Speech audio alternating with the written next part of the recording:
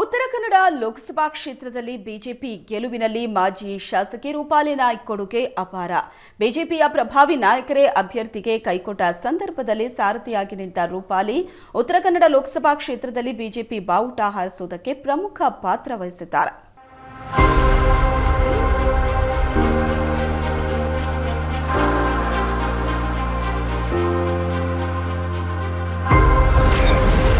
ವಿಶ್ವೇಶ್ವರ ಕಾಗೇರಿ ಗೆಲುವು, ರೂಪಾಲಿ ನಾಯ್ಕ್ ಸಂತಸ. ಕಾಗೇರಿಗೆ ಸಾರಥಿಯಾಗಿ ನಿಂತ ರೂಪಾಲಿ ನಾಯ್ಕ್. ಉತ್ತರ ಕನ್ನಡ ಕ್ಷೇತ್ರದಲ್ಲಿ ಬಿಜೆಪಿ ಅಭ್ಯರ್ಥಿ ಗೆಲ್ಲಿಸಲು ಟೊಂಕ ಕಟ್ಟಿದ್ದ ರೂಪಾಲಿ ನಾಯ್ಕ್ ಕೊನೆಗೂ ವಿಶ್ವೇಶ್ವರ ಹೆಗಡೆ ಕಾಗೇರಿಯನ್ನ ಗೆಲ್ಲಿಸುವಲ್ಲಿ ಸಕ್ಸಸ್ ಆಗಿದ್ದಾರೆ. ಲೋಕಸಭೆ ಚುನಾವಣೆಯಲ್ಲಿ ಕಾಗೇರಿಗೆ ಸಾರಥಿಯಾಗಿ ನಿಂತು ನಿರಂತರವಾಗಿ ಬಿಜೆಪಿ ಪರ ಪ್ರಚಾರ ಮಾಡಿದ ಬಿಜೆಪಿ ರಾಜ್ಯ ಉಪಾಧ್ಯಕ್ಷೆ ರೂಪಾಲಿ ನಾಯ್ಕ್ ಪಕ್ಷದ ಪ್ರಭಾವಿ ನಾಯಕಿಯಾಗಿ ಹೊರಹೊಮ್ಮಿದ್ದಾರೆ.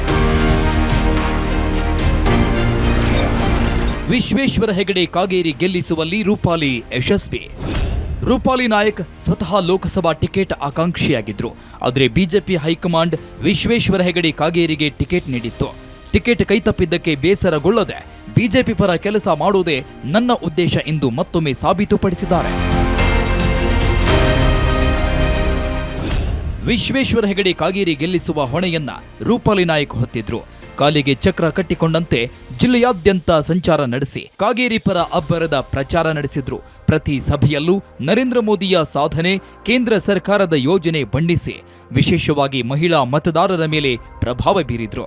ಕಾರವಾರ, ಅಂಕೋಲಾ ವಿಧಾನಸಭೆ ಕ್ಷೇತ್ರದ ಬೂತ್ ಮಟ್ಟದಲ್ಲೂ ಹೋಗಿ ಭರ್ಜರಿ ಪ್ರಚಾರ ನಡೆಸಿದ್ರು. ಕಾರ್ಯಕರ್ತರು, ಪದಾಧಿಕಾರಿಗಳನ್ನ ಹುರಿದುಂಬಿಸಿ ಪಕ್ಷದ ಪರ ದುಡಿಯುವಂತೆ ಉತ್ತೇಜಿಸಿದ್ರು. ಜೊತೆಗೆ ತಮ್ಮ ಕಾರವಾರ ವಿಧಾನಸಭಾ ಕ್ಷೇತ್ರದಲ್ಲಿ 65,428 ಮತಗಳ ಬೃಹತ್ ಮುನ್ನಡೆ ಕೊಡಿಸಿದ್ರು.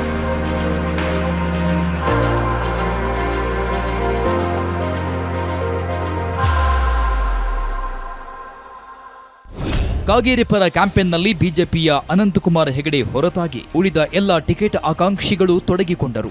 ಈ ವೇಳೆ ಯಾವುದಕ್ಕೂ ತಲೆ ಕೆಡಿಸಿಕೊಳ್ಳದೆ ರೂಪಾಲಿ ಪ್ರಚಾರದಲ್ಲಿ ಭಾಗವಹಿಸಿ ಪಕ್ಷಕ್ಕೆ ಶಕ್ತಿ ತುಂಬಿದರು. ಕಾಗೇರಿ ಪರ ಮತಬೇಟೆ ವೇಳೆ ಬಿಜೆಪಿ ನಾಯಕರು, ಶಾಸಕರು, ಜೆಡಿಎಸ್ ನಾಯಕರು ಭಾಗವಹಿಸಿದ್ರು. ಆದರೆ ಎಲ್ಲರಿಗಿಂತ ಹೆಚ್ಚು ಪ್ರಚಾರದಲ್ಲಿ ಗಮನ ಸೆಳೆದಿದ್ದು ರೂಪಾಲಿ ನಾಯ್ಕ್. ಕಾಗೇರಿಯನ್ನ ಗೆಲ್ಲಿಸುವ ಮೂಲಕ ಮೋದಿ ಮತ್ತೊಮ್ಮೆ ಪ್ರಧಾನಿಯನ್ನಾಗಿಸೋಣ, ಮೋದಿ ಅವರಿಗೆ ಇನ್ನಷ್ಟು ಶಕ್ತಿ ತುಂಬೋಣ ಎಂದು ಮತದಾರರಲ್ಲಿ ಮನವಿ ಮಾಡಿದ್ರು. ಇದೀಗ ತಮ್ಮ ತವರು ಜಿಲ್ಲೆಯಲ್ಲಿ ವಿಶ್ವೇಶ್ವರ ಹೆಗಡೆ ಕಾಗೇರಿ ಜಯಗೊಳಿಸಿರುವುದು ರೂಪಾಲಿಗೆ ಮತ್ತಷ್ಟು ಬಲ ಬಂದಂತಾಗಿದೆ. ಈ ದೇಶಕ್ಕೆ ಮತ್ತೊಮ್ಮೆ ದೇವಮಾನ ಅಂತ ಕರೆಸಿಕೊಂಡ ನರೇಂದ್ರ ಮೋದಿ ಪ್ರಧಾನಿ ಆಗಬೇಕು.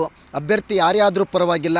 ಹಾಗೆ ಲೋಕಸಭಾ ಚುನಾವಣೆಗೆ ಅಭ್ಯರ್ಥಿ ಘೋಷಣೆ ಆದ ಮೇಲೆ ವಿಶ್ವೇಶ್ವರ ಹೆಗಡೆ ಕಾಗೇರಿ ಅಂತ ಅಭ್ಯರ್ಥಿ ಯಾವಾಗ ಘೋಷಣೆ ಆಗ್ತಾರೋ ಅಂದಿನಿಂದ ಅವರು ಸತತವಾಗಿ ರೂಪಾಲಿ ನಾಯ್ಕರು ಈ ಒಂದು ಚುನಾವಣೆಯನ್ನು ಅತ್ಯಂತ ಪ್ರತಿಷ್ಠೆ ಕಣವನ್ನಾಗಿ ತೆಗೆದುಕೊಂಡು ತಮ್ಮನ್ನು ತಾವು ಹಗಲು ರಾತ್ರಿಯನ್ನು ಶ್ರಮಿಸಿಕೊಂಡು ಈ ಚುನಾವಣೆ ಗೆಲುವಲ್ಲಿ ರೂಪಾಲಿ ನಾಯ್ಕರ ಶ್ರಮ ಅತ್ಯಂತ ಮಹತ್ವದಾಗಿದೆ.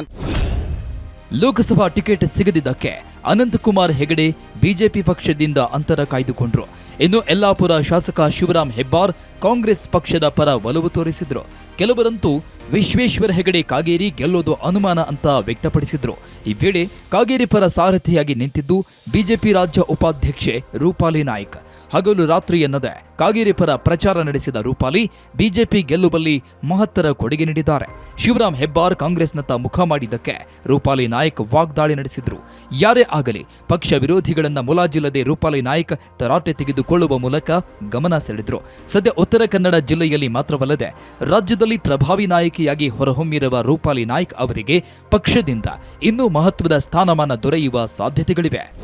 ಅವರು ಹಗಲು ರಾತ್ರಿ ಕಾಲಿಗೆ ಚಕ್ರ ಕಟ್ಟಿಕೊಂಡು ಅದು ತಾವೇ ಅಭ್ಯರ್ಥಿಯನ್ನು ಆ ರೀತಿ ದುಡಿದಾರೆ ಅಂತ ಹೇಳಿಕ್ಕೆ ಇಷ್ಟಪಡ್ತೀನಿ. ನಮ್ಮ ಕಾರ್ಯಕರ್ತರಿಗೂ ತುಂಬ ಎಲ್ಲ ವಿಷಯಗಳಲ್ಲಿ ಒಂದು ಸಹಕಾರ ಕೊಡ್ಕೊಂಡು ನಾನಿದ್ದೀನಿ ಅಂತ ಹೇಳ್ತಾ ಒಂದು ಮನೋಧೈರ್ಯ ಮಾಡ್ತಾ ಅದು ಈಗ ಅನಂತಕುಮಾರ್ ಹೆಗಡೆ ಅವರೇ ಆಗಲಿ ಅಥವಾ ಹೆಬ್ಬಾರ್ ಅವರೇ ಆಗಲಿ ಅವರು ಯಾವುದೇ ಆದರೂ ನಮ್ಮ ಮಾಜಿ ಶಾಸಕರಿಗೆ ಅವರು ಸರಿಸಮಾನರಂತ ನಾನು ಹೇಳಲಿಕ್ಕೆ ಇಷ್ಟಪಡೋದು ಸರ್. ಅಂದರೆ ನಮ್ಮ ಮಹಿಳೆಯ ಶಾಸಕರಾಗಿ ಶ್ರೀಮತಿ ರೂಪಾಲಿ ನಾಯ್ಕ್ ಮೇಡಮ್ ಅವರು ನಮಗೆ ಒಂದು ಸ್ಫೂರ್ತಿ ಅಂತ ಹೇಳಲಿಕ್ಕೆ ಇಷ್ಟಪಡ್ತೀನಿ ಸರ್. ಒಟ್ಟಿನಲ್ಲಿ ಉತ್ತರ ಕನ್ನಡ ಲೋಕಸಭಾ ಕ್ಷೇತ್ರದಲ್ಲಿ ಬಿಜೆಪಿ ಗೆಲುವಿಗೆ ಮಾಜಿ ಶಾಸಕಿ, ಬಿಜೆಪಿ ರಾಜ್ಯ ಉಪಾಧ್ಯಕ್ಷೆ ರೂಪಾಲಿ ನಾಯ್ಕ್ ಕೊಡುಗೆ ಅಪಾರ. ಕ್ಯಾಮರಾಮ್ಯಾನ್ ಗಿರೀಶ್ ನಾಯ್ಕ್ ಜೊತೆ ಭರತ್ ರಾಜ್ ಕಲ್ಲಡ್ಕ, ಏಷ್ಯಾನೆಟ್ ಸುವರ್ಣ ನ್ಯೂಸ್, ಕಾರವಾರ.